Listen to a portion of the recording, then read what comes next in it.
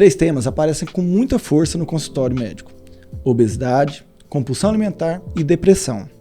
Hoje eu tenho aqui uma convidada muito especial, que é a doutora Daniela, e nós vamos falar sobre esse tema, sobre a vivência dela no consultório de psiquiatria.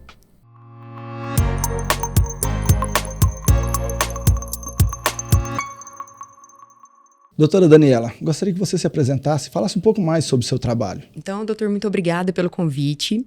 É uma honra estar aqui.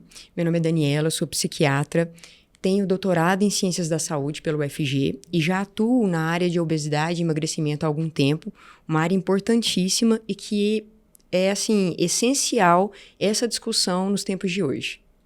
Eu tenho certeza que com seu conhecimento e experiência vai colaborar muito para quem está ouvindo e nos assistindo, né? Então vamos lá, o que é compulsão alimentar?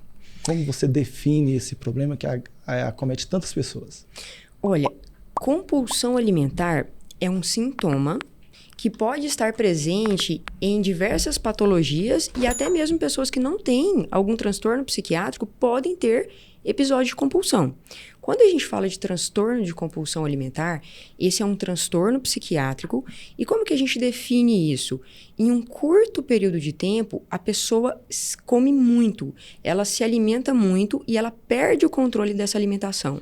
Então, vamos colocar assim, por exemplo, no período de 2 horas, a pessoa abre a geladeira e ela começa a comer tudo que tem lá dentro.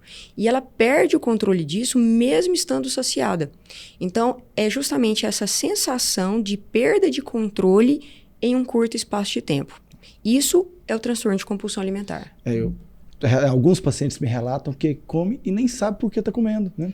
Vai lá e quando vê se pega comendo alguma coisa, não percebe nem o sabor, não percebe nem o que está comendo, né? Come sem saber por quê. Exatamente. E é interessante isso, porque o que acontece? Quando a gente tem compulsão alimentar como sintoma, por exemplo, se você estiver passando por um período muito grande de insônia ou privação de sono, né? Que você não está dormindo bem durante um longo período de tempo, isso pode desencadear episódios de compulsão, mas isso não obrigatoriamente é um transtorno de compulsão alimentar.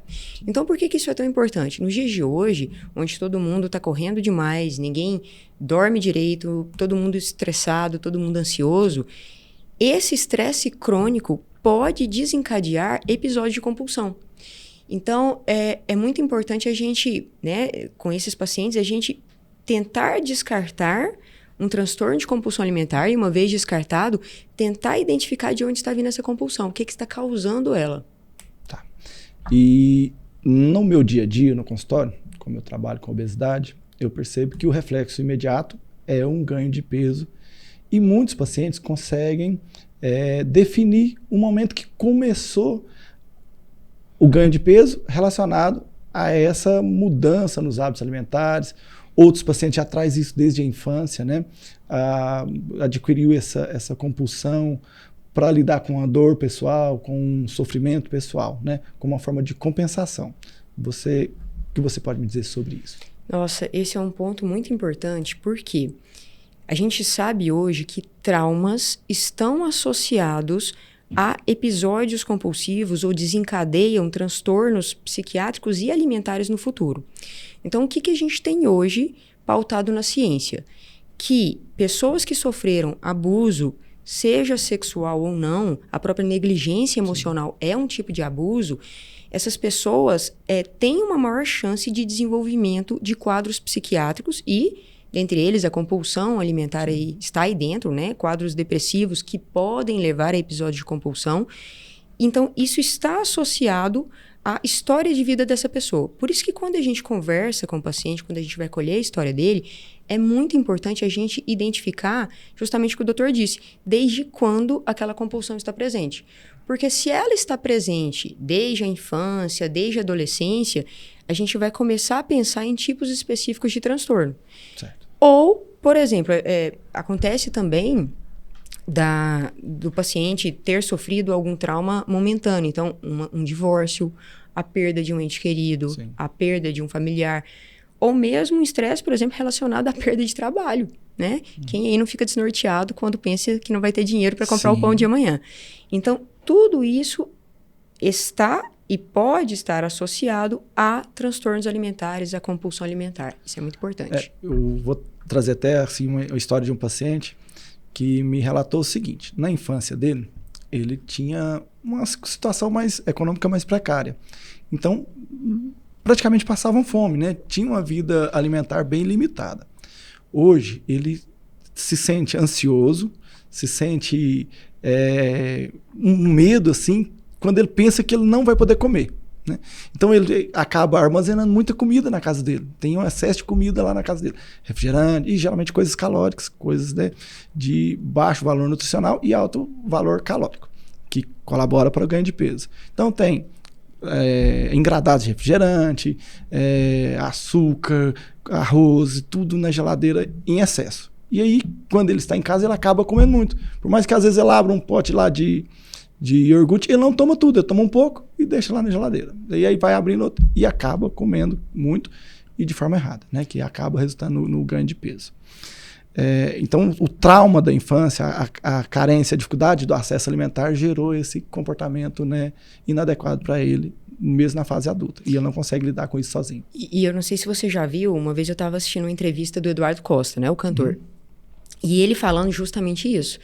Ele passou muita fome quando ele era criança, adolescente, né, família de condição socioeconômica bem desfavorável. E justamente por isso, ele meio que no futuro desenvolveu uma compulsão. Ele estava falando justamente isso, a dificuldade dele de controle de peso. Sim. E, no caso, ele especificamente, nessa situação, ele associava a fome e miséria, né, que passou lá atrás. Então, o tanto que isso é interessante. Sim. E importante ser investigado. Eu vejo assim, como o meu público é o público de obesidade, meus pacientes me procuram para o tratamento da obesidade, né, o tratamento cirúrgico. Então, na minha rotina cirúrgica, eu sempre peço uma avaliação psicológica e quando o paciente tem já alguns critérios psiquiátricos, já faz acompanhamento, eu também peço avaliação psiquiátrica. Porque eu observo que o tratamento da obesidade ele não pode adotar uma única conduta, uma única medida. Eu acho que tem que ser um tratamento multidisciplinar. E para lidar com essa compulsão, você tem tratado pacientes de obesidade, pacientes que se propõem a fazer cirurgia bariátrica ou outro tratamento para obesidade, como é que está sendo o seu acompanhamento com esses pacientes? Olha só, isso que você falou é extremamente relevante hoje, porque o que a gente sabe? Mais de 50% dos pacientes com obesidade têm algum quadro psiquiátrico. Então, quando a gente trata a obesidade sem procurar o que está ali por baixo dela, o que pode estar causando ou agravando ela, a gente faz um tratamento incompleto.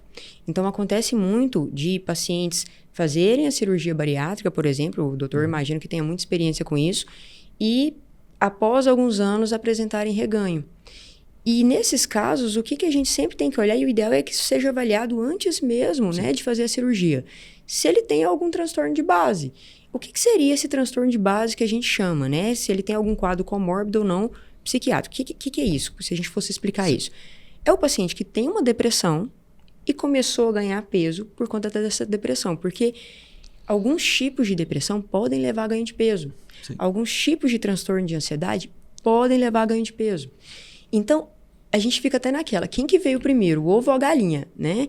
Então, é o transtorno psiquiátrico que levou à obesidade ou a obesidade que desencadeou um quadro psiquiátrico. E tem alguns casos que a gente não consegue dizer quem que veio primeiro, porque existe uma bidirecionalidade entre eles. Sim. Então, é muito importante fazer essa avaliação. Eu atendo pacientes também com obesidade, a gente faz essa avaliação, inclusive pacientes que têm que evoluir para cirurgia.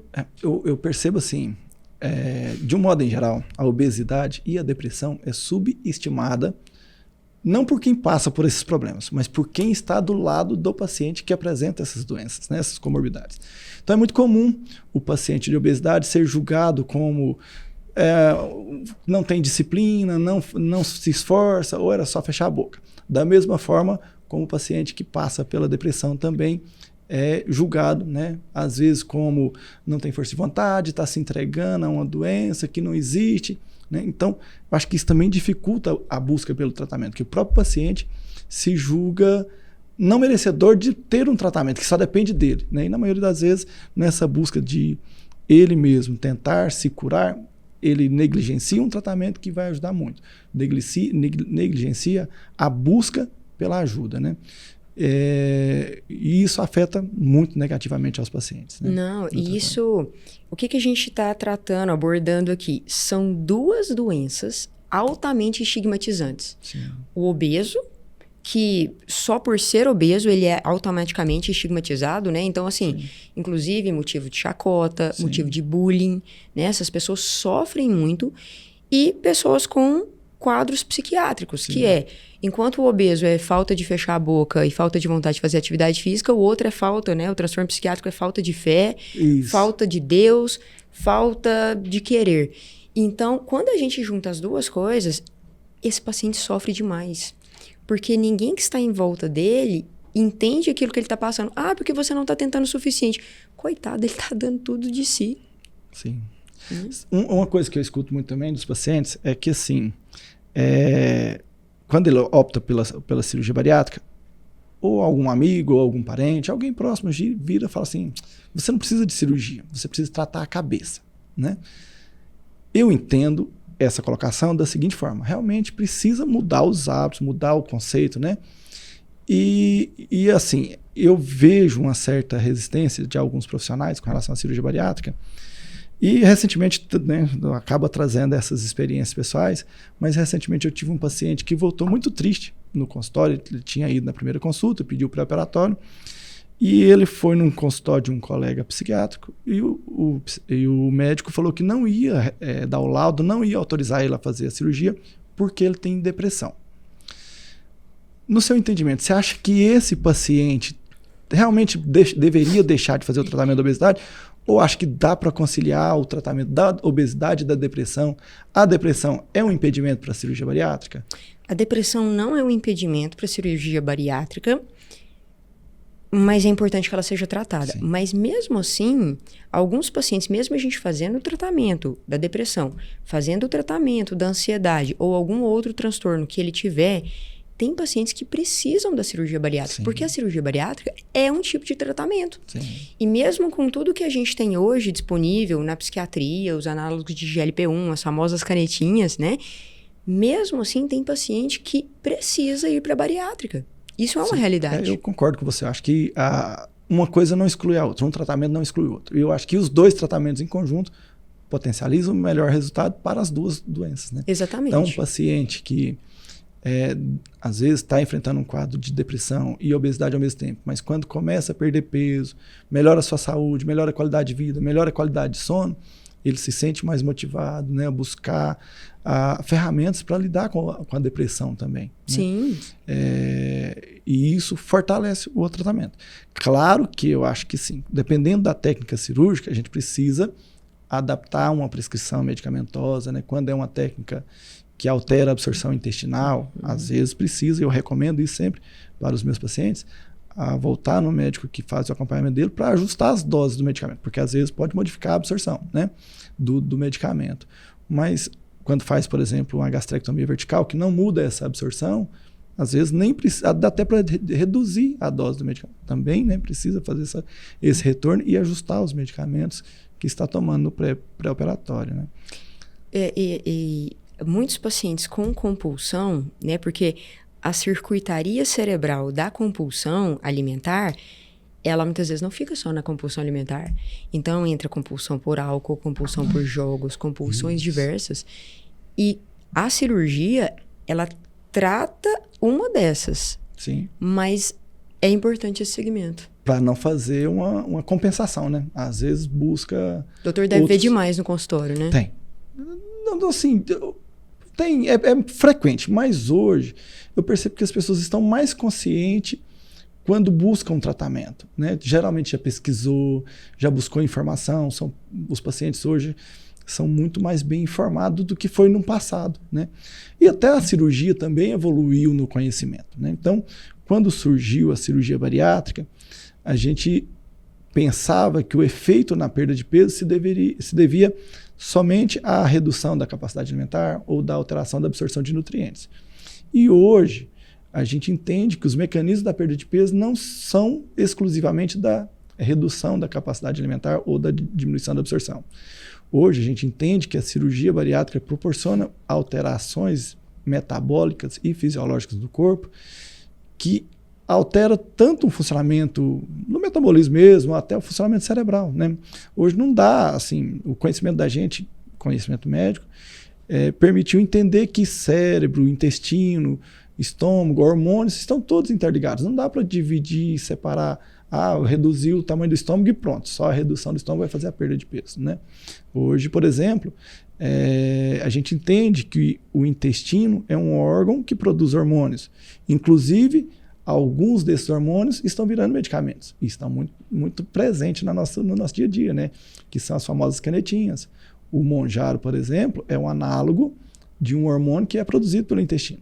E esse hormônio, além de mudar a relação do paciente com a alimentação, né, diminuindo a fome, melhorando a saciedade, às vezes diminuindo a compulsão alimentar, né, porque o paciente para de pensar em comida. Né? Esse hormônio faz isso, ele para de pensar em comida. Também ele melhora o metabolismo, ajuda no funcionamento da insulina, do glucagon. Né? Então, para você ver, é um único hormônio produzido pelo intestino que acaba influenciando tanto na parte estômago e intestino, né? A capacidade alimentar e fome, mas também na cabeça e também no metabolismo dos nutrientes que são absorvidos. Né? E anterior você falou uma coisa tão interessante, que é o seguinte, é uma medicação que reduz o ruído. Hoje o pessoal chama de food noise, né? Noise food, enfim, que é justamente aquele ruído alimentar. Sim. E quem não tem isso não faz ideia do quão desagradável é aquilo. O paciente ele fica o dia inteiro pensando em comida. Ele acabou de comer, ele está pensando em comida. Ele está satisfeito, ele foi para uma churrascaria. E já tá, foi no almoço, almoçou na churrascaria e já está pensando que vai comer no lanche ou no jantar. Exatamente. Então, assim, é tão desagradável esse paciente e é uma luta diária. O paciente gasta uma energia enorme e ele acaba perdendo no final. Sim. Porque é uma alteração biológica, uma alteração neuroquímica. Então, as canetas estão vindo para ajudar muito nisso. Sim. E a gente tem o que a gente chama de fenótipos de pacientes. Então, o hungry brain, que é o cérebro faminto, o hungry gut, que é o intestino faminto, né? Emotional hungry, que é a fome emocional. Então, baseado nesses perfis, a gente consegue mais ou menos estipular qual linha, qual direcionamento terapêutico esse paciente tem que ter, né? Inclusive relacionado à cirurgia bariátrica. Tem paciente que você olha, você tenta todas as vias, mas ele vai acabar. E nesse tratamento, né? Você deixou bem claro aí, existem vários espectros de alterações que levam à compulsão alimentar.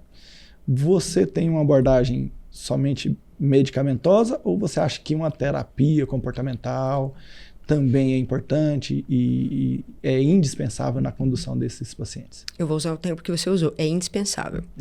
Não tem como o médico trabalhar sozinho, ele precisa de uma equipe. Sim. Ele precisa do nutricionista, ele precisa do educador físico, ele precisa do psicólogo.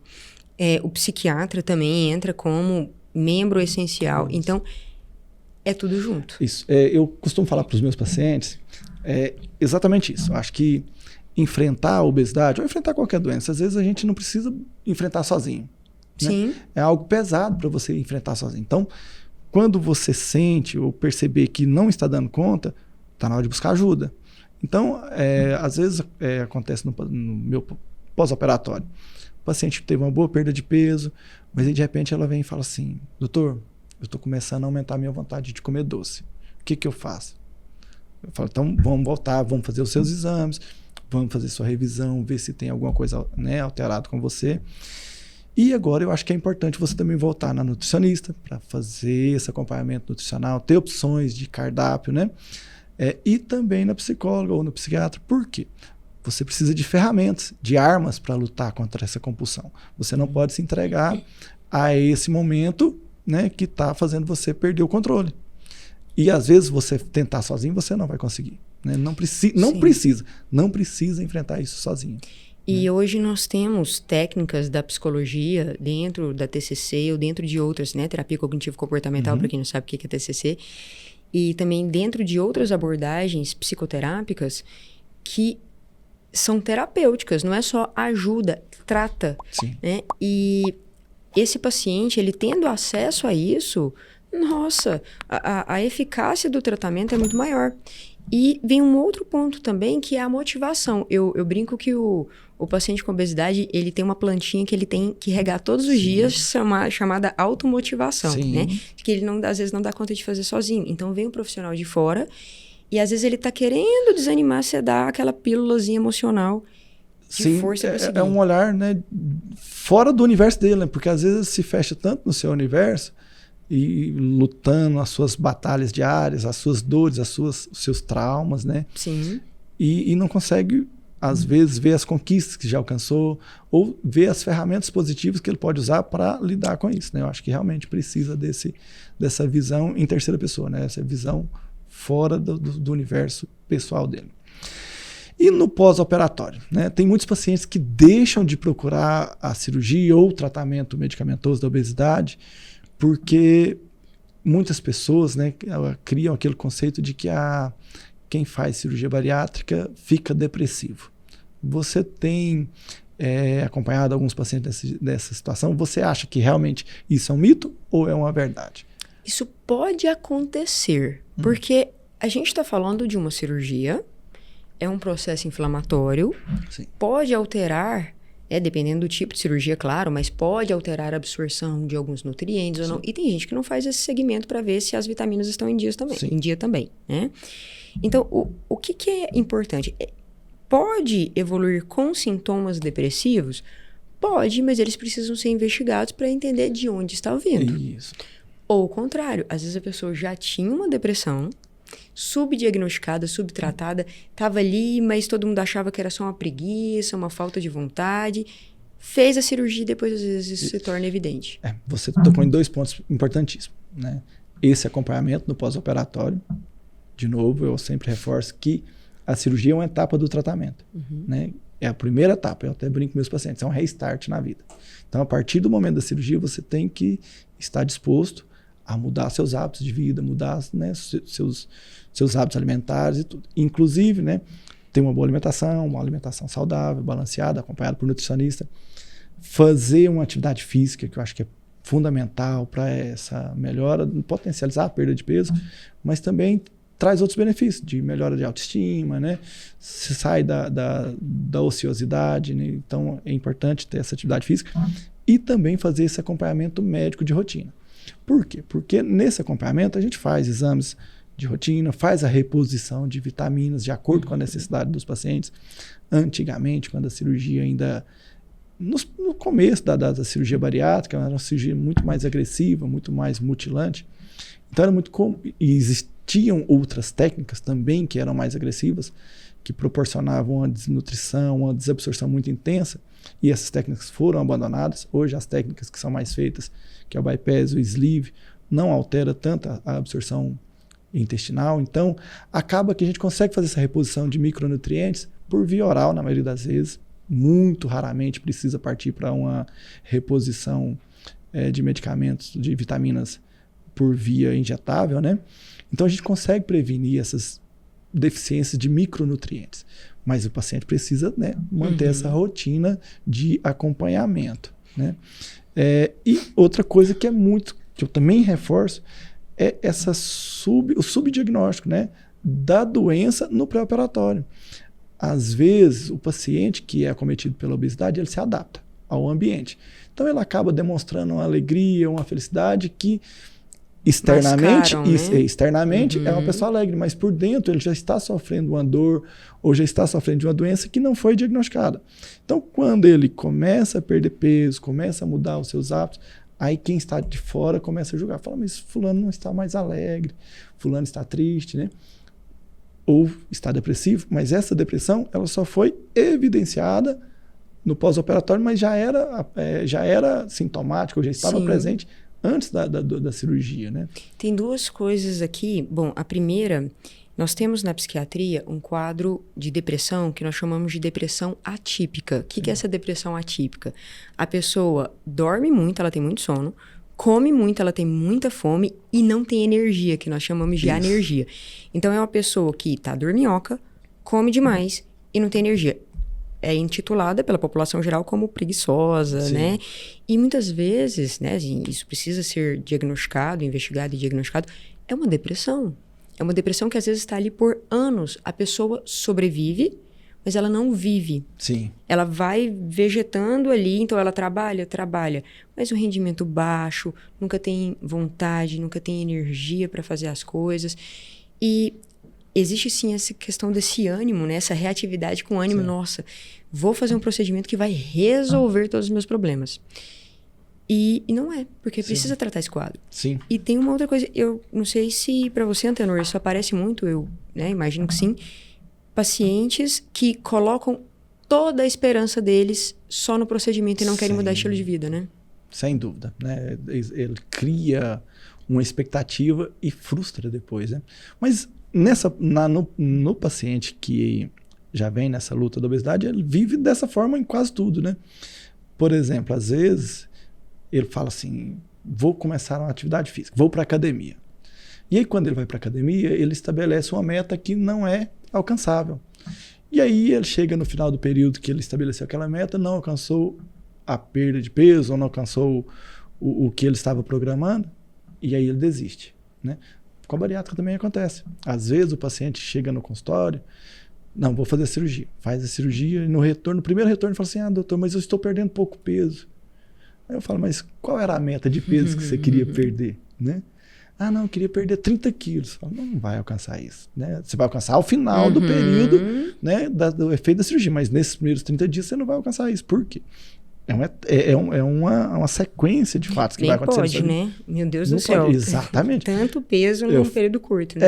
A perda média de peso nos primeiros 30 dias é em torno de 10% do peso. Então, às vezes, chega um paciente que está lá com 100 quilos. Perdeu 10 quilos. Fala, doutor, mas eu perdi 10 quilos, tá pouco. Não, a sua perda está dentro do esperado. Mas fulano perdeu 15 quilos, eu vi ele falando. Mas o fulano pesava 150 quilos, então está dentro do esperado para ele também, né? Quando perde muito mais que isso, realmente acende um alerta. Alguma coisa está errada. Ou o paciente está desidratado, não bebeu água, não hidratou adequadamente, ou a cirurgia não saiu como esperado, né? Porque realmente a perda esperada nos primeiros 30 dias é em torno de 10% do peso. Eu sempre reforço isso com eles, para não se frustrar, porque senão frustra mesmo. E essa informação ela tem que ser difundida, porque na cabeça, né, de quem quer perder peso, e a gente entende que é um sofrimento crônico ali, mas é muito aquele ou tudo ou nada, né?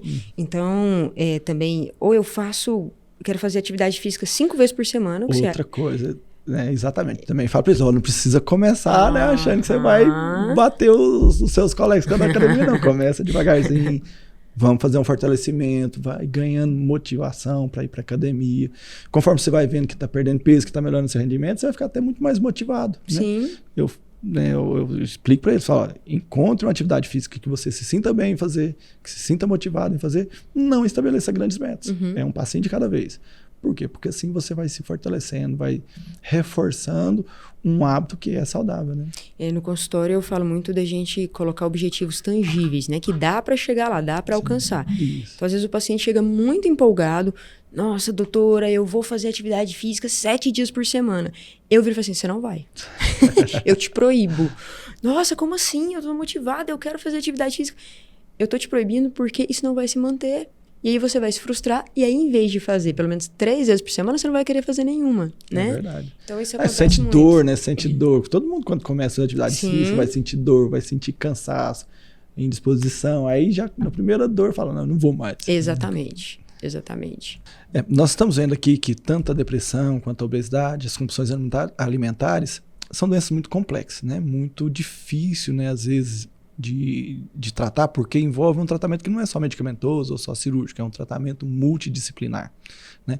E também, nessas doenças, às vezes o índice de falha ou de insucesso, vamos melhorar, né? O índice de insucesso é algo relevante. Né? Na minha rotina como cirurgião bariátrico, eu percebo que em torno de 10 a 15% dos pacientes podem ter um reganho que preocupa, que precisa de uma abordagem mais incisiva no tratamento, né? enquanto que a literatura traz aí que até 20% a 30% dos pacientes podem ter esse reganho. A sua taxa é no consultório? 10% a 15%. É uma taxa baixa, né? Dos pacientes que conseguem manter esse acompanhamento, que eu tenho um controle bem próximo, né? Na minha rotina, eu peço para que os pacientes mantenham esse acompanhamento bem disciplinado, né? Com 6 meses a gente repete os exames, 1 ano novamente, e pelo menos uma vez por ano. E para aqueles pacientes que mantêm essa rotina de acompanhamento, é realmente um índice que está girando aí. É um índice que está girando aí em torno de 10% a 15%. E para esses pacientes, eu sempre busco uma abordagem multidisciplinar. Reforça a importância desse acompanhamento multidisciplinar. Identificar se está tendo alguma compulsão alimentar, né? Mando para o colega, para o psiquiatra ou para a psicóloga, né? Erro na alimentação mesmo, né? Uma alimentação inadequada, um erro de cardápio, peço para fazer o retorno na nutricionista, para reeducar, para reorganizar esse cardápio alimentar. Se é um paciente que não faz atividade física, eu reforço a necessidade para que ele busque a atividade física de rotina, de preferência acompanhado pelo o professor de educação física.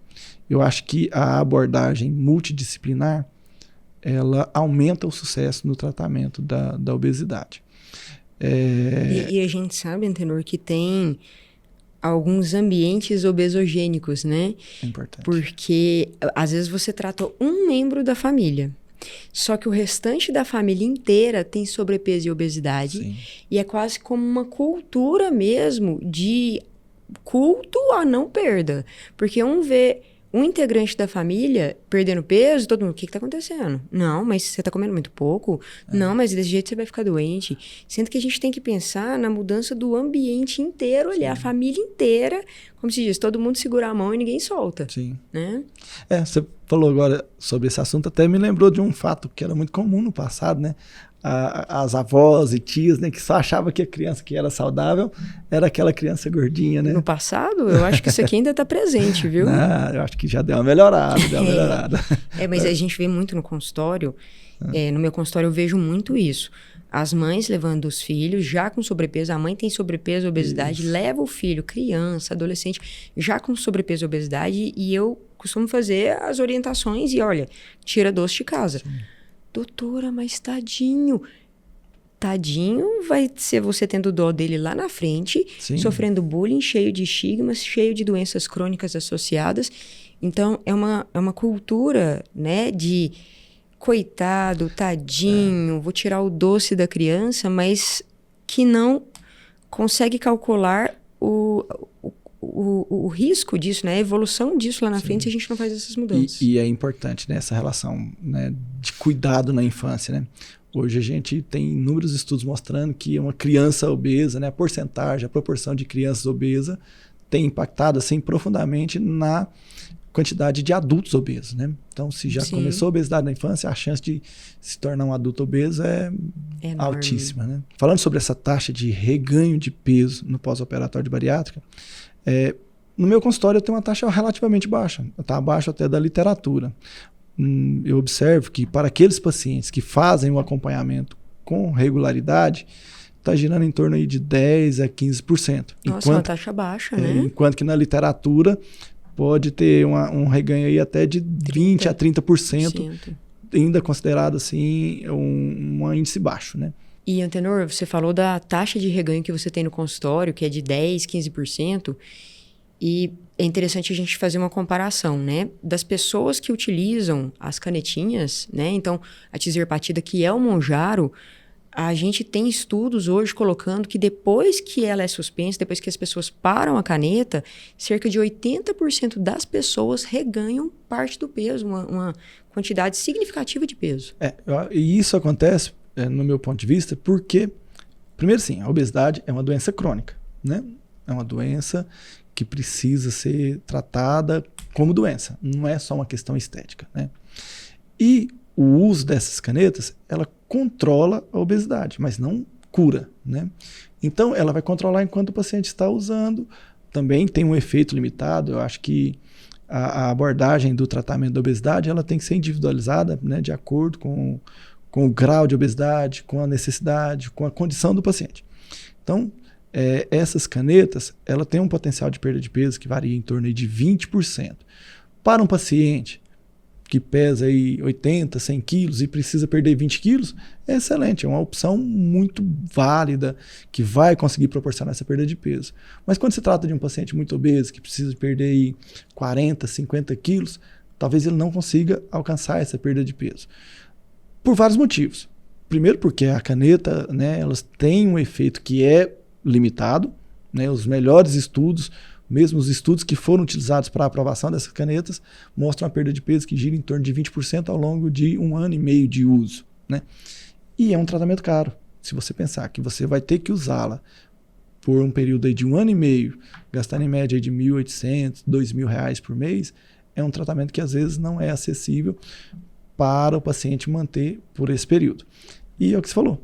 Após a suspensão do medicamento, a taxa de reganho é muito alta, né? Hoje, os estudos já estão mostrando aí em torno de 80% de reganho de peso e às vezes até numa proporção maior do que o peso inicial ao tratamento. Sim, e isso é tão importante porque a gente tem que pegar esses dados e questionar por que está tendo esse reganho. Então, está tendo esse reganho porque um quadro psiquiátrico não foi identificado? Sim. Está tendo esse reganho porque o paciente não se comprometeu de forma, né, assim, adequada a manter um tratamento depois que parou as canetas, porque tem muita gente que deposita todas as suas esperanças na caneta. Exato. E não muda hábito de vida, não faz atividade física, não muda hábitos alimentares. Então, não tem como isso se manter depois de suspender. E isso é importante, né? Mudar os hábitos. Porque às vezes faz uso da caneta, perde peso, mas um dado importante é o efeito desses medicamentos leva a perda de massa gordurosa, mas também de massa muscular. E se o paciente não fizer atividade física, não mudar os seus hábitos, ele emagrece, perde músculo. A hora que para de usar as canetas, volta a ganhar e ganha só gordura, né? O músculo que perdeu, ele já não vai recuperar mais. O metabolismo já fica lá embaixo. Isso. E aí vira uma bola de neve, Isso. né? E aí fica cada vez mais difícil. Eu brinco que na obesidade é o famoso aceita que dói menos. Aceita que você vai ter que se comprometer com né? Uma dieta adequada, uma vida balanceada, sono de qualidade e atividade física. Mas isso aí, esses hábitos são importantes para todos, né? Não é só para quem lida com a obesidade. Sim. Né? Mesmo um paciente que não é obeso, que nunca fez uma cirurgia bariátrica ou nunca fez nenhum tratamento para perder peso, ele precisa ter esses hábitos, né? Sim. Hoje, né, de novo, a ciência mostra a importância da gente preservar os músculos do nosso corpo, né? Quanto maior a proporção de músculo na nossa composição corpórea, vai garantir um envelhecimento mais saudável, né? Uma autonomia, menor risco de doenças crônicas, como diabetes, infarto, derrame, né? E até mesmo a demência, né? A proporção de músculo no nosso corpo diminui o risco até mesmo das demências. Né? Exatamente. E dos quadros psiquiátricos. Tem consulta que eu gasto mais da metade dela orientando, explicando e incentivando mudanças de hábitos de vida.